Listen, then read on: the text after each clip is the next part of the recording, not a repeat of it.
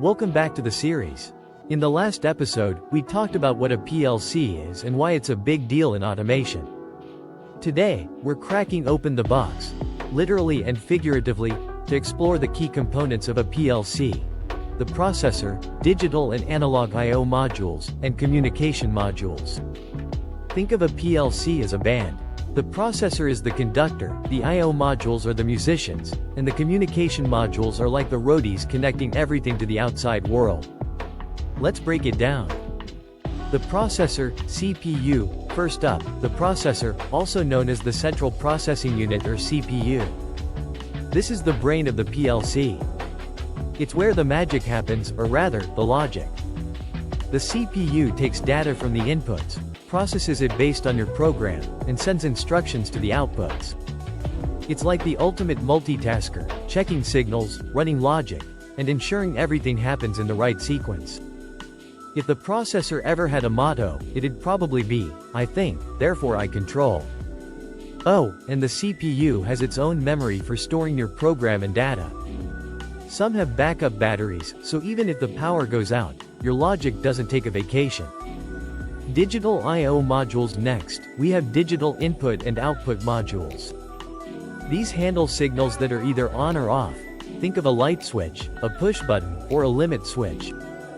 For example, when you press a button, the PLC sees it as on. It processes that signal and decides what to do, like turning on a motor.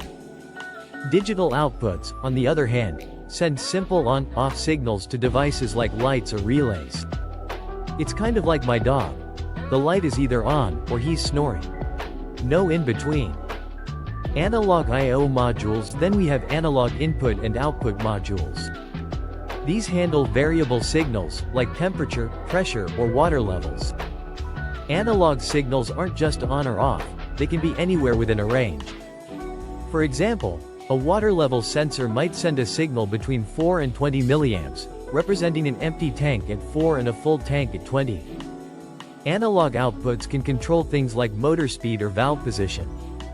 Basically, analog signals are like my moods before coffee, highly variable. Communication modules. Finally, let's talk about communication modules. These are the connectors between the PLC and the outside world. They allow the PLC to talk to other devices, systems, or even your laptop. For example, you might use Ethernet to connect the PLC to a SCADA system for monitoring and control. Other common protocols include Modbus, Profibus, and CAN bus. Each protocol has its own way of getting the PLC to chat with other devices. Think of communication modules as the extroverts of the PLC world, always networking. Why these components matter? Why do these components matter?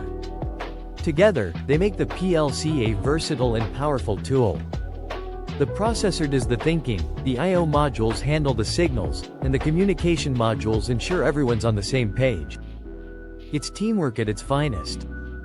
Now that you know the key components of a PLC, you're ready to dig deeper into how these pieces work together. In the next video, we'll take our first steps into programming, starting with ladder logic, the bread and butter of PLC programming. Hit that subscribe button and stick around because we're just getting started on this automation adventure. See you next time.